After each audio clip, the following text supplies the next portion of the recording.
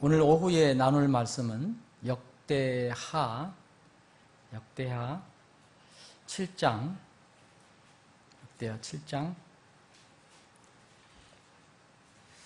12절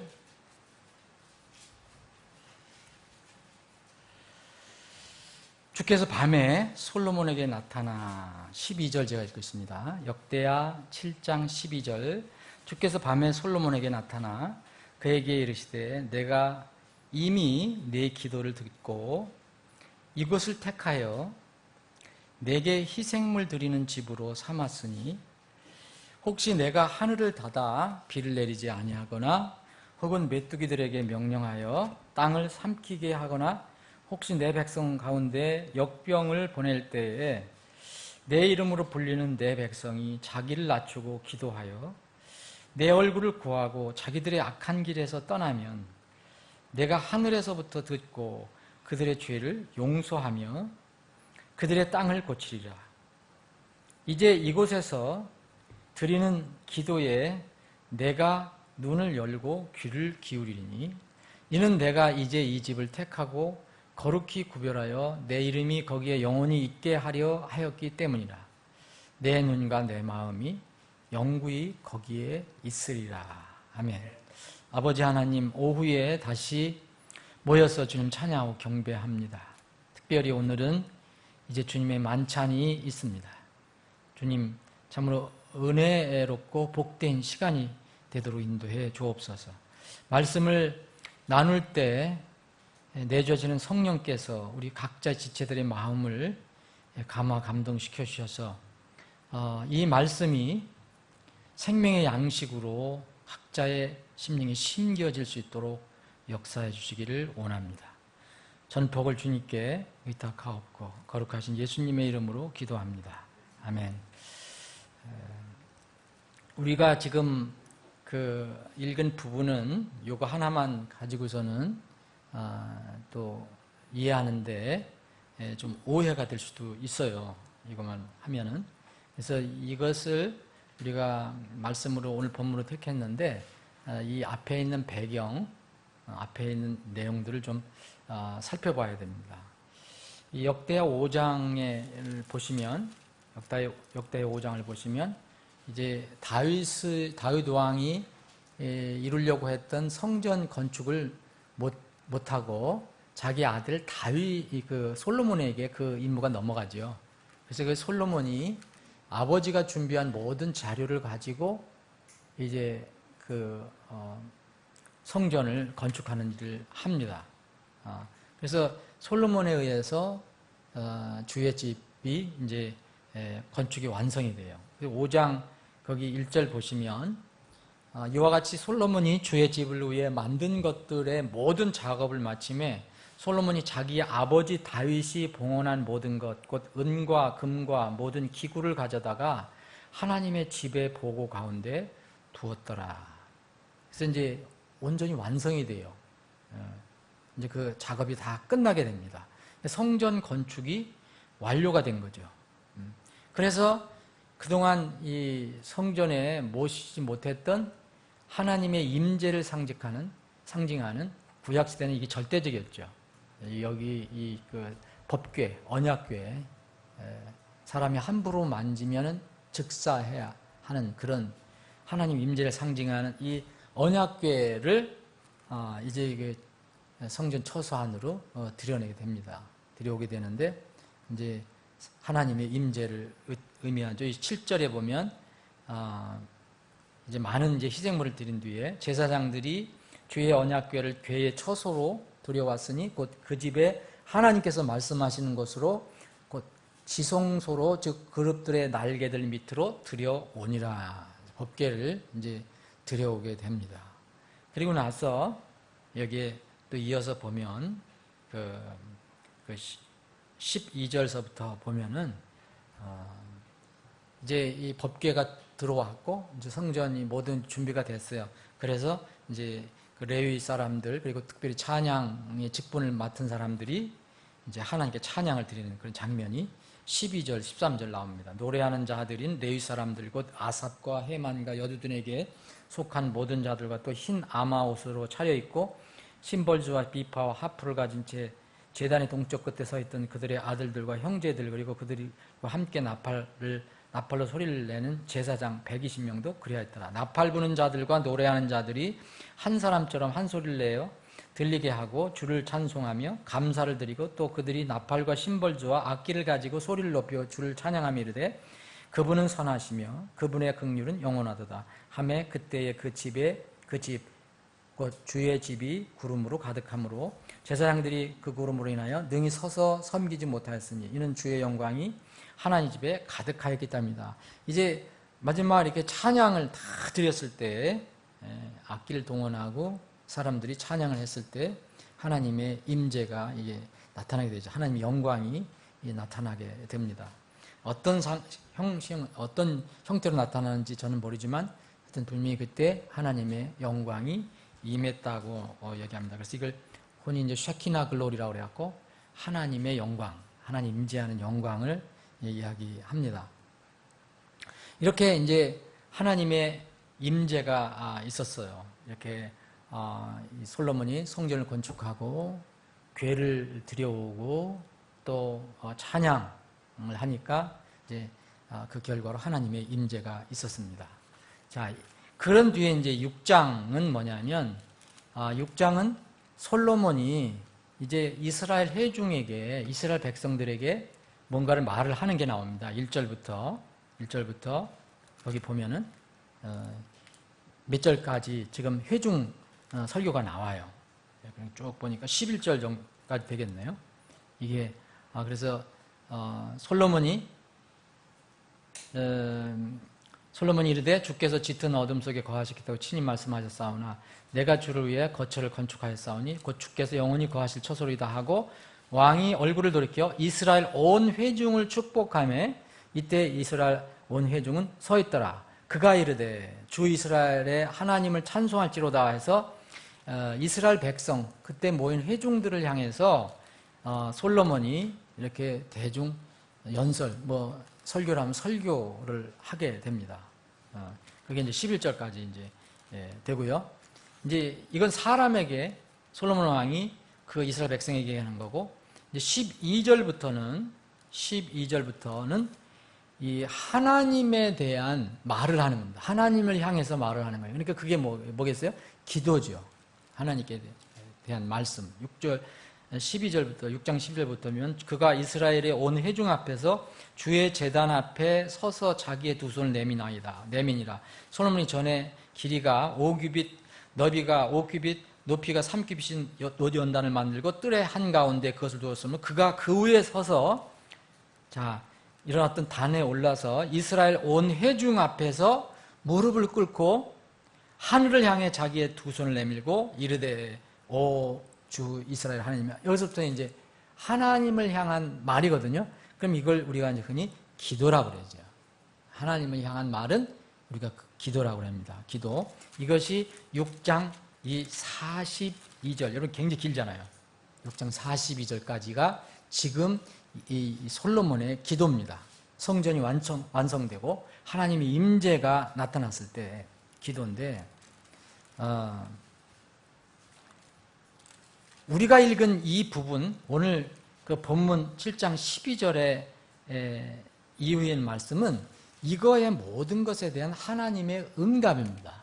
하나님의 응답에 관한 하나님이 대답하신 내용이고 먼저 그래서 이 하나님께서 응답하신 내용을 우리가 살펴보기 전에 6장을 살펴보면 여러분 다 지금 시간 관계에서 얘기를 못하지만 이렇게 해서 무릎을 꿇고 하늘 향해서 두 손을 내밀고 오 주 이스라엘 하나님이여 이렇게 해서 하나님께 기도를 하잖아요. 하늘에나 땅에 주와 같은 하나님이 없나이다. 주께서는 마음을 다해 주 앞에서 걷는 주의 종들에게 언약을 지키고 긍휼을 베푸시냐 해서 쭉 하나님께 말씀을 합니다. 근데 여기서 보면 길게 되어 있는데 여기서 찾아볼 수 있는 단어 가장 많은 단어가 기도입니다. 기도. 기도.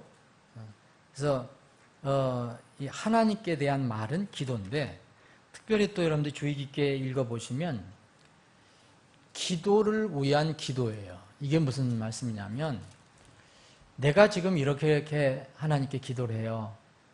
그런데 그런 단순한 기도가 아니고 어떤 기도에 대한 그거에 대한 간구예요.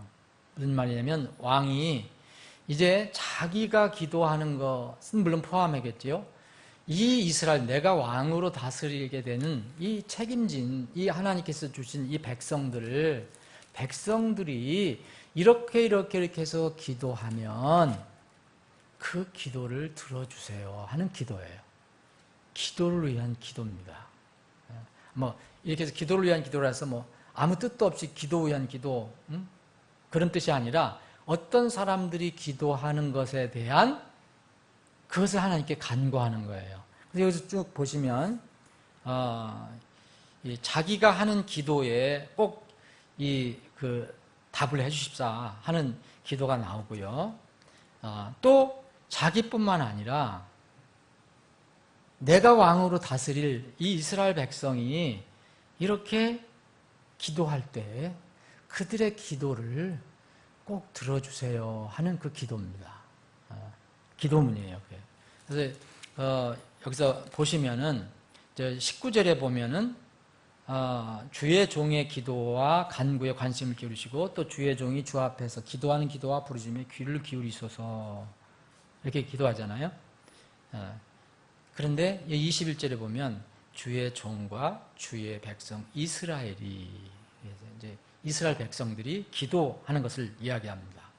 그래서 24절부터는 본격적으로 어떻게 되냐면 만일 주의 백성 이스라엘이, 백성을 위한 기도를 하게 되죠. 주의 이름을 시인하고 이 집 앞에서 주 앞에서 기도하며 간구를 드리거든 그 하늘에서부터 들으시고 주의 백성 이스라엘의 죄를 용서하시고 그들에게 이렇게 해주십시오 하는 기도를 계속하고 있습니다. 계속 반복적으로 이렇게 해요. 이게 41절까지 계속되는 거예요. 그럼 여기서 보시면 이 기도 내용을 보시면 우리가 이거 다 자세히는 알 수 없지만 이 내용을 쭉 읽어보시면 그 솔로몬이 하나님께 기도하는 내용 중에서 그리고 간구하고 요청하는 내용 중에서 기도에 관한 세 가지 이 내용을 우리가 생각해 볼 수 있습니다. 세 가지 중요한 점. 그게 하나가 기도 전에의 회개입니다. 기도를 하기 전에 하나님과 올바른 관계를 다시 이렇게 회복하는 것. 이걸 이제 회개라고 말할 수 있죠. 그래서 여기 보면 24절에 보면 만일 주의 백성 이스라엘이 주께 죄를 지어 원수 앞에서 패한 뒤 말을 안 듣고 자기 마음대로 하다가 어떤 큰 어려움을 겪어요. 그러면 이건 내가 잘못했구나 해서 패한 뒤 돌아와서 어떤 일이 있고 난 뒤에 돌아와서 주의 이름을 시인하고 이 집에서 주 앞에서 기도하며 간구를 드리거든요. 그러면 돌아왔다는 거요. 주의 이름을 시인한다는 것은 다른 말로 하면 회개입니다. 뉘우침. 이렇게 해서 기도를 드리거든. 간구하며 기도를 드리거든. 이렇게 이스라엘 백성들의 죄를 용서하시고 도와주시기를 원합니다. 이런 기도죠. 다 거의 대부분 그런 형식으로 되어 있어요. 자, 24절도 그렇고 26절도 그렇고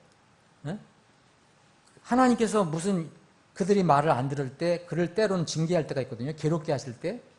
그래 그들이 그것을 알고 이곳을 향해서 기도하며 주의 이름을 시인하고 자기들의 죄에서 돌이키거든. 그렇게 하거든. 기도하면 돌이키거든. 그들을 용서해 달라고 그렇게 기도를 하고 있습니다. 29절도 비슷한 거예요. 어떤 사람이나 혹은 주의 온 백성 이스라엘이 각각 자기의 아픔과 근심을 알고 이 집에서 자기의 두 손을 내밀고 무슨 기도나 간구를 드리거든. 하늘에서 이렇게 3절에 용서해 주십시오. 이런 원칙이 있어요. 그래서 우리는 어떤 경우든지 우리 마음에 뭔가 이렇게 하나님 기뻐하시지 않는 것을 그냥 놔둔 채 하나님께 기도하면 그 기도에 효과가 없다는 것을 알 수 있어요. 그걸 먼저 정리가 돼야 돼요. 37절 38절도 똑같습니다. 스스로 깨닫고, 여기는 더 심한 이제 징계를 받게 되잖아요. 포로로 잡혀가는데, 스스로 깨닫고 자기들이 포로로 잡혀간 땅에서 돌이키며 주께 기도하여 말하기를, 이렇게 하거든, 기도하거든. 에? 주께서 죄를 지은 주의 백성을 용서하여 주시옵소서. 계속적인 이런 패턴으로 이렇게 나갑니다. 이미 이런 원리는 성경 전체에 이렇게 나와 있는데, 우리가 하나님께 불법을 행하고 그것을 정리를 안 한 상태에서 기도하는 것은 하나님께서 어떻게 보시느냐? 결코 그것을 기쁘게 보시지 않고, 당연히 그러면요, 기도에 효과가 없는 거죠. 효력이 없는 거죠. 잠언 28장 9절에 보면 사람이 자기 귀를 돌이켜 법을 듣지 아니하면 그랬어요. 하나님의 법을 돌이킨다는 거잖아요. 이게 뭔가 문제가 있을 때, 이스라엘 백성이 뭔가 문제가 있었어요. 이렇게 징계를 받았어요. 하나님의 이렇게 심판이 있었어요. 예? 그런 것들이 있는데도 불구하고 하나님의 말씀을 돌이켜 듣지 아니하면 그의 기도조차 가증한 것이 된다. 기도를 하는데 그 기도는 하나님께서 가증한 기도가 된다. 그래서 기도는요, 의로운 자가 하는 거예요. 의로운 자는 신분적으로 먼저 의로운 자가 돼야 되잖아요. 우리가 신분적으로 먼저 의로운 자가 돼야 되고, 예? 실제로 또 삶 속에서 의로운 자가 이 땅에 살 때 그 날마다의 삶 속에서 의가 또 나와요. 그런데 의로운 자가 되었다가 해도 날마다의 삶 속에서 의로움이 없으면요, 그때의 기도는 의미가 없다는 거예요. 잠언 15장 이런 말씀이 있어요. 8절에 보면 사악한 자의 희생물은 주께 가증한 것이나 곧바른 자의 기도는 그분께서 기뻐하시는 것이니라. 곧바른 자의 기도는 그분께서 기뻐하시는 것이니라. 자, 29절 보면 주께서 사악한 자는 멀리 하시되 의로운 자의 기도는 들으시느니라. 그래서 우리가 기도할 때 단순하게 아무 의미 없이 기도하는 게 아니라, 이러한 기도의 대상, 우리가 아뢰는 분이 하나님이니까 하나님이 어떻게 생각하시고 어떻게 기도를 받으시는가를 생각하고서 기도를 해야 된다는 거죠. 이게 제일 첫 번째 준비할 일입니다. 오늘 여기 솔로몬의 기도에서 우리에게 알려주는 것이에요. 두 번째는, 여기는 뭐라고 그랬냐면요, 그냥 다 용서해 주세요, 이게 아니고요, 이렇게 회개를 하고 돌아오고 주님의 말씀으로 다시 돌아오고 그 뒤에 간구하고 부르짖으면, 이런 말이 계속 또 반복적으로 나와요. 단순하게 그냥 회개만 한 것이 아니고, 회개하고 난 뒤에 뭔가 구할 것이 있다면 구하라는 거예요. 하나님 그걸 모르실 이유가 없는데, 이렇게 기도하면, 이렇게 간구를 드리거든. 솔로몬은 이거 잘 알고 있기 때문에 그냥 돌아와서 주의 이름을 시인하고 회개하면 용서해 주옵소서, 이게 아니고 기도하며 간구를 드리거든. 돌이키거든. 그래서 계속해서 이렇게 이 패턴으로 얘기하고 있습니다. 자, 그러면 여기서 우리에게 가르쳐준 게 뭐냐? 회개가 앞선 기도해야 되고, 또 우리가 주님과 소통을 할 때 뭔가 기도하고 간구하는 일이 필요하다는 거예요. 이 기도의 효능이 있다는 거예요. 기도의 능력이 있다는 거예요. 기도의 능력. 또 하나 우리가 잊지 말아야 할 것은, 자, 여기는 이제 성전을 완성하고 그 법궤가 안치된 곳이에요. 단순한 건물만 있는 게 아니고요, 법궤가 안치된 곳. 그래서 이제 신약 시대에 와서는 단순한 건물, 이게 사람들이 얘기하는 그런 하나님을 위해서 지었다고 하는 집, 그걸로는 의미가 없다고 신약성에서 얘기하고 있거든요. 예수님께서 이 사마리아 여인을 만나서, 사마리아 여인은 자기가 생각하는 지역에 하나님이 있다 생각하고 거기서 경배를 드리고, 또 유대인들은 유대인들이 생각하는 그곳에서 예배를 드린다고 그랬어요. 근데 예수님께서는 거기에 계시지 않는다고 그랬어요. 자, 이게 무슨 얘기냐면 신약 시대에 성전을 무시하는 거 아닙니다. 주님의 교회를 무시하는 게 아니에요. 그게 무슨 말이냐면 하나님의 임재 함께 하는 곳이 어디냐 이거예요. 이때는 구약 시대는 성전이었어요. 성막. 이게 언약궤가 머무르는 곳이었기 때문에. 예? 만약 여기 언약궤가 없다, 그러면 여기를 향해서 기도할 필요가 없는 거죠. 그때 당시는. 하나님의 임재 상징이니까. 예? 그래서 언약궤가 안치된 뒤에 하나님께서 이런 솔로몬의 마음을 감동시켜서 이렇게 기도하게 하신 거고, 또 이것을 기록하셨고, 또 이 기도에 주님께서 응답하시게 됩니다. 그런데 여기서 여러분들이 이제 또 주의 깊게 살펴보면 장소를 이야기하고 있어요. 여기에 20절에 보면 이 집을 향해. 이 집이 어디죠? 지금 이게 성전을 건축하고 그 언약궤가 안치된 곳이에요. 이 집을 향해 그랬어요. 이 집을 향해서 백성들이 기도하면, 자 21절에 보면 또 주의 종과 주의 백성 이스라엘이 이곳을 향해 간구할 때, 어디 떨어져 있더라도 이곳에, 거기에 하나님의 임재를 상징하는 법궤가 있는 이곳을 향해 기도하거든. 이건 뭘 얘기하죠? 기도의 장소 개념을 얘기해요. 신약시대에 우리 주님께서 우리가 가르쳐 주신 것은 항상 기도하라 그랬잖아요. 항상 기도하면은 모든 곳이 다 기도할 수 있는 곳이에요. 24시간 다 기도할 수 있는, 집도 될 수 있고, 이 사무실도 될 수 있고, 차 안도 될 수 있고, 물론 당연히 여기 교회도 될 수 있고, 어디든지 다 기도할 수가 있는 곳이에요. 근데 이스라엘 백성 있었을 때는 성전과 성막 있었을 때 거기서 기도하는데, 그래서 예수님께서 구약 신약성에 오셔서도 그런 얘기 했어요. 하나님의 집은 뭐 하는 집이라 했어요? 기도하는 집이라고 했잖아요. 그 장소 개념이거든요. 장소 개념. 분명히 장소 개념을 얘기하고 있어요. 그럼 신약에는 그러면 모든 곳에서 다 하나님께 기도할 수 있으니까 그 장소 개념이 없냐? 아닙니다. 신약 시대에도 그대로 살아 있어요. 신약 시대는 확대된 것뿐이에요. 이스라엘 백성이 얘기했던 성전, 성막, 하나님 임재 상징하는 법궤가 있는 장소와 다른 장소하고는 분명히 구별이 됐어요. 그래서 다른 사람, 그 이스라엘 백성들이 멀리 나가 있더라도 최소한 그곳을 향해서 기도를 했다는 거예요. 다니엘이 하루에 바벨론에 끌려가서 3번씩 기도하는 거 그냥 했습니까? 어딜 향해서 했다 그랬습니까? 예루살렘을 향해서 기도했다 그랬거든요. 예루살렘을 향해서 기도했다. 자, 이게 이제 신약 성경에서 어떤 의미가 있냐면, 아무 데서나 기도할 수 있지만 하나님의 집에서 기도하는 것이 정말 하나님께서 기뻐하신다는 거죠. 다른 데서도 기도할 수 있지만, 그래서 예수님이 내 아버지 집은 기도하는 집이라고 그랬어요. 그때도 분명히 물리적인 개념이었어요. 최소한 이 집을 향해서 기도한다고 그랬어요. 여기 34절 보면, 자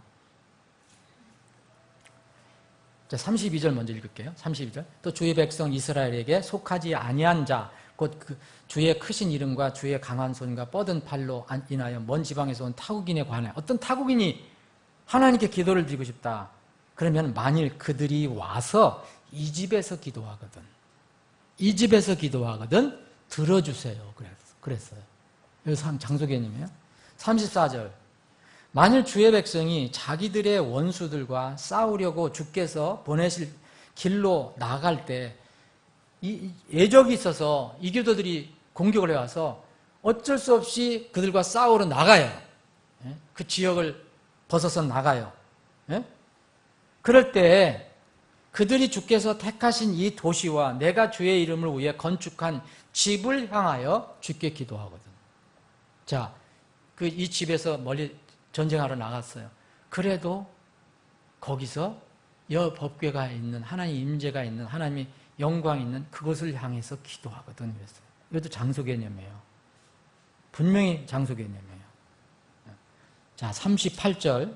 자기들이 포로로 사로잡혀간 땅, 곧 저들이 그들을 포로로 끌고 간 땅에서 마음을 다하고 혼을 다해 주께로 돌아와 주께서 자기 조상들에게 주신 자기들의 땅을 향하여 곧 주께서 택하신 도시와 내가 주의 이름을 위해 건축한 집을 향하여 기도하거든. 이것도 장소 개념이에요. 이스라엘 백성이 70년 포로로 끌려갔어요. 거기서 맨날 말씀 있잖아요. 시편에도 있고. 그 사람들이 그 바벨론에서 맨날 예루살렘 그 성전을 향해서 기도했다고 되어 있어요. 이건 이제 역사적으로 예언적으로 한번 성취가 됐어요.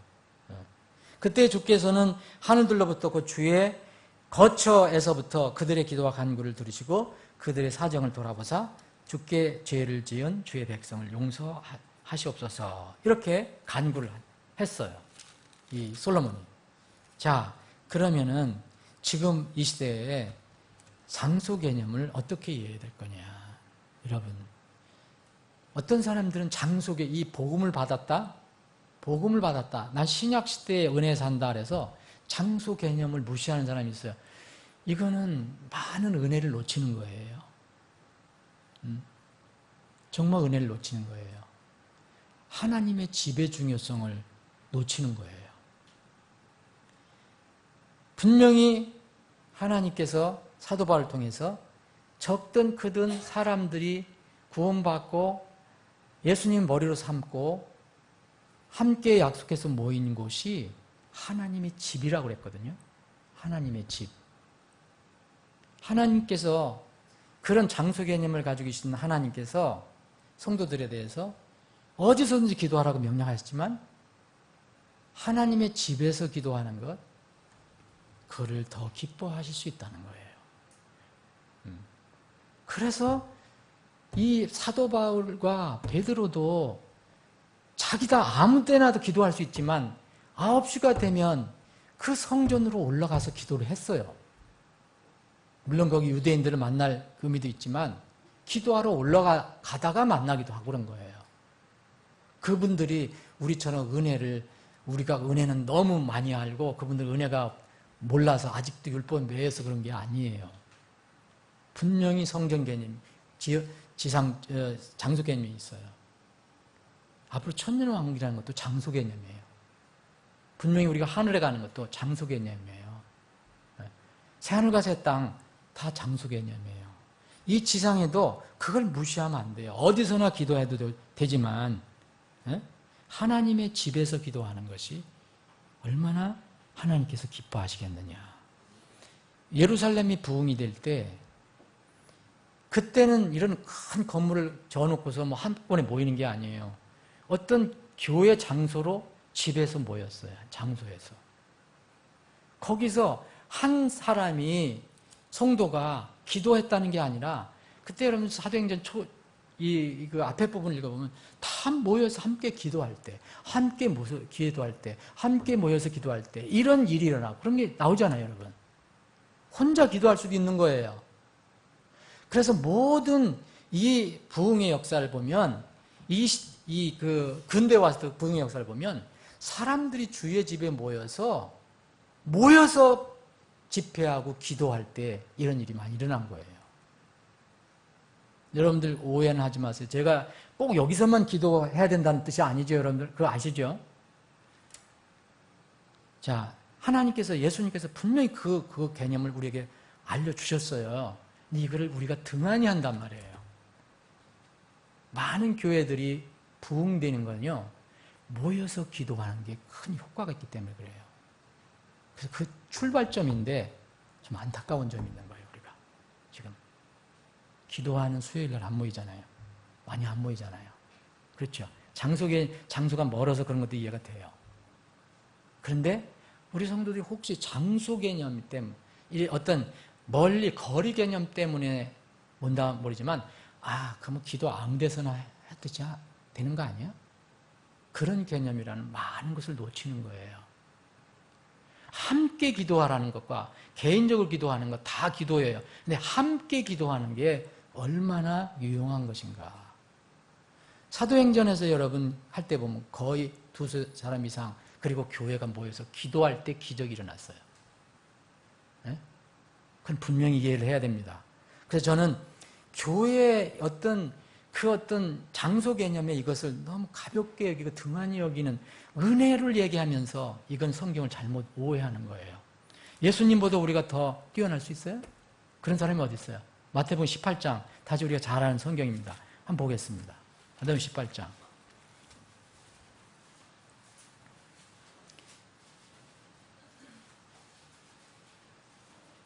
19절.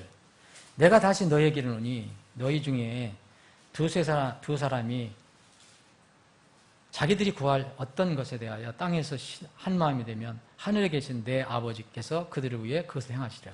이런 장소 개념 나오죠. 어디서 하는 거예요? 땅에서죠. 땅에서. 하늘에서 이루어진 것이 땅에서 이루어지기를 원하시는 것이 하나님의 마음인데 땅에서 너희들이 한 마음이 돼서 기도하면 어디에 땅에 장소 개념 있잖아요. 여기에 너희들이 모이는 곳. 자, 그러면 20절에 구체적으로 나오죠.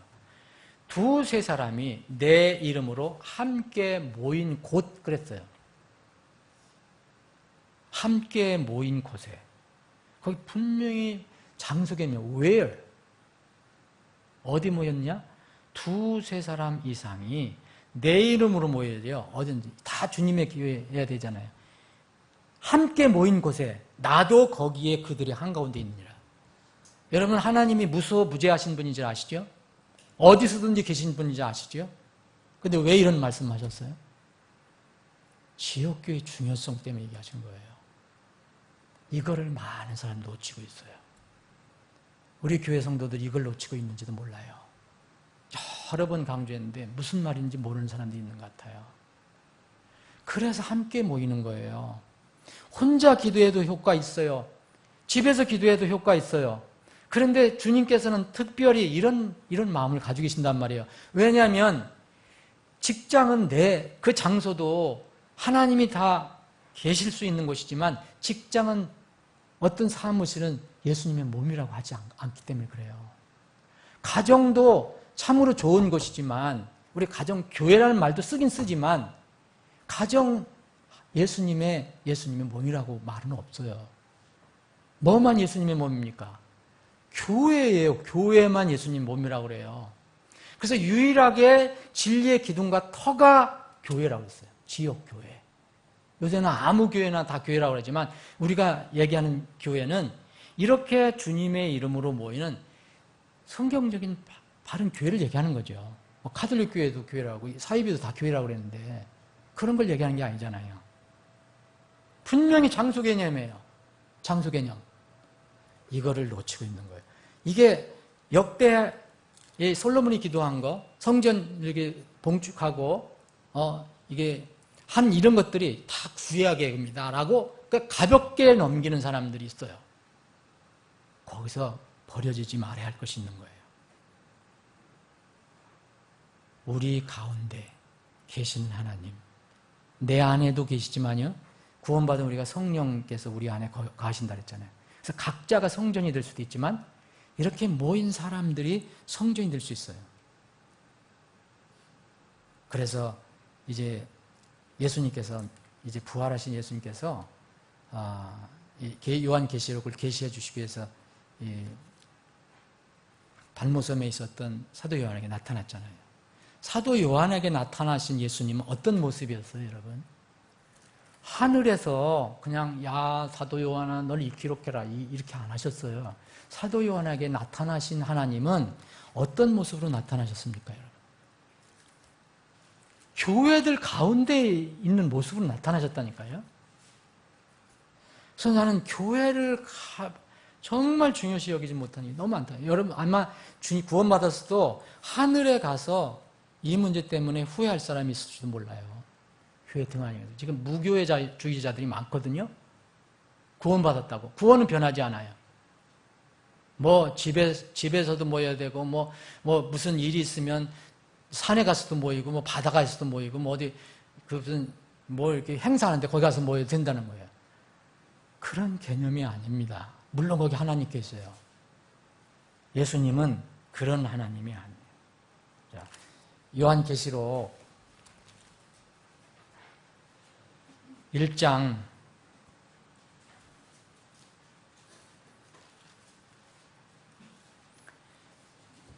10절입니다. 내가 주의 날에 성령 안에 있을 때 내 뒤에서 나팔 소리 같은 큰 음성을 들으니 이르시되 나는 알파와 오메가요 처음과 마지막이라 네가 보는 것을 책에 기록하여 아시아에 있는 7교회 곧 에베소, 서모나, 버가모, 두아디라, 사데, 빌라델피아, 라오디게아 교회에게 보내라 하시더라. 내가 돌아서서 나와 말씀하신 그 음성을 알아보려 하니라. 돌아설 때 내가 7 금등잔대를 보았더니, 여러분 금등잔대는 뭐지요? 여러분 여기 설명을 해줬어요. 여기 20절에 보면 7별 7 금등잔대 뭐냐? 7별은 7개의 천사예요. 이 천사는 실제 거기에 메신저란 뜻이에요. 하나님의 말씀을 전하는 사람. 그때 교회에. 예? 그리고 내가 본 7 등잔대는 뭐죠? 7 교회예요.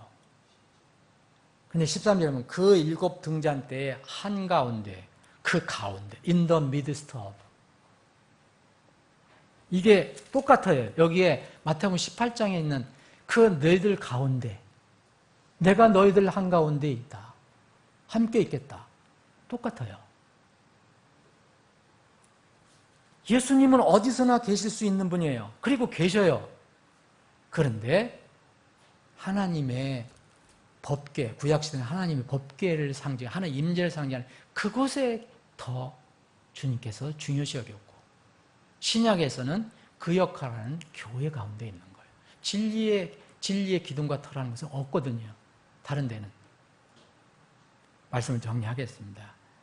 여러분, 기도를 하되 형제 자매들이 합심해서 기도하는 것, 개인이 기도하는 것과 큰 효능을 발휘할 수 있습니다. 그리고 특히 집에서도 기도하고 사무실에서 기도하고 차에서도 기도해야 되지만 하나님께서 기뻐하시는 이 하나님의 집에서 모여서 기도하는 건 효과가 있는 거예요. 정말 우리가 냉정하게 하면 우리가 만약 부흥을 원한다면 거기부터 시작이 돼야 돼요. 거기부터 시작이 돼야 돼요. 그걸 위해서 우리가 정말 마음을 써야 돼요. 예수님께서요, 찬양하실 때 아무 데서나 찬양하실 수 있는 분이에요. 그렇잖아요. 예수님께서 돌아가실 때 한 번 찬양하셨다고 그랬잖아요. 찬양하셨다고 그랬는데, 찬양한 걸 부르셨다고 그랬는데, 이런 말씀 하셨어요. 이게 놀라운 거죠. 히브리서 2장, 여러분들 보세요.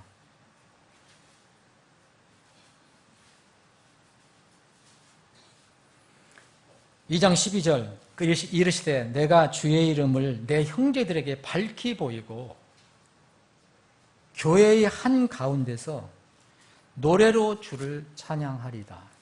여러분 여기에 교회라고 기록이 되어 있죠. 여러분 분명히 보시죠. 교회.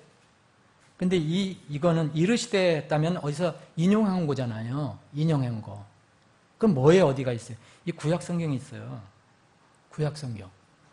구약 성경 시편 20편 22절에 있는 말씀을 인용하신 것 같아요. 그런데 여기는 교회 대신 어떤 말이 들어가 있냐면 회중이라는 말이 들어가 있어요. 근데 여기는 히브리서 기자는 이걸 교회로 바꿨어요. 성령께서 이렇게 하신 거예요. 여러분 교회가 얼마나 중요한 건지 왜 사람들은 가볍게 생각하는지 모르겠어요. 저는 개인적으로 소망인데 제 숨이 닿을 때까지 이 교회의 비밀을, 교회 뭐 이런 것을 알았기 때문에 저는 어디를 가든지 어떤 상황이든 제가 은퇴를 하든 교회를 절대 멀리 있지는 않아요. 정말 교회 안에 있을 것이고 교회 가까이 있을 것이에요. 교회와의 생활이 내 삶이 될 것이에요. 이것을 알기 때문에. 왜 알면서도 안 하는 건 바보잖아요. 모르지만. 교회를 멀리하는 신앙생활은 그래서 문제 있는 신앙생활인 거예요. 단순히 저는 종교적으로 주일 성수하라 그런 뜻이 아니에요. 주님이, 보이지 않는 주님이 어떻게 역사하시는 건가. 여러분 기도 우리가 열심히 해야 되는데 왜 우리가 함께 모여서 기도하느냐. 여러분 수요일날 기도하는 거 있잖아요. 저는 여기 와서 집에서도 기도하지만 여러분들과 함께 기도할 때 더 여러 가지 내용을 얘기를 해요. 뭐 요란하게 막 기도를 해서 뭐 어떤 기도의 권능이 있고 어떤 사람이 뭐 놀라운 뭐 능력이 있어서 뭐 병을 고치고 한다 그러지만 사실 다 하나님이 능력을 하는 건데 우리 교회에도 최근에 정말 기적적인 일이 일어났어요. 제가 자세히는 이렇게 말씀 안 드리겠어요. 분명히 병원에서 암으로 진단받았어요. 그런데 우리가 기도했잖아요. 놀랍게도 암이 사라졌다는 판정을 받았어요. 우리가 함께 기도한 효과예요. 놀랍지 않아요? 그런 거? 그런 걸 막 요란하게 얘기하고 뭐 광고를 하고 그래야 저기 하는 거예요? 하나님의 집에서 함께 기도한 거예요.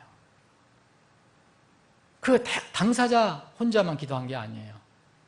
우리가 그 사정을 알고 함께 기도한 거예요. 교회 생활, 이렇게 예배에 등하니 하고, 어떤 그건 다 손해예요. 여러분, 궁극적으로 다 손해입니다.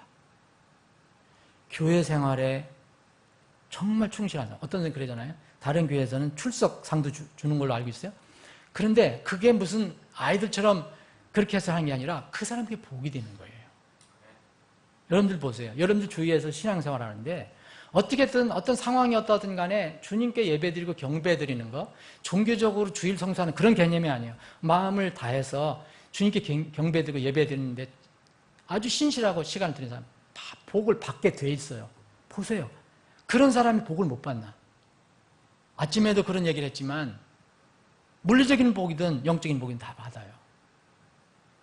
그런데 은혜 얘기하고 뭐 지식적으로 뭐 고차원적으로 얘기하는 사람들, 무슨 장소견이 뭐냐, 그런 사람들 보면 맨날 이상한 모습이 보여요. 말씀 정리합니다. 여러분들과 제가 주님의 몸의 교회를 형성하고 있는 거예요. 어쨌든 우리가 여기 있는 한 이 교회가 주님의 몸이에요. 이곳에서 찬양하고 이곳에서 같이 사랑 나누고 이곳에서 합심 기도하는 것, 하나님께서 기뻐하시는 거예요. 두세 사람이 내 이름으로 모인 그곳에 나도 그들 한가운데 거기에 있느니라.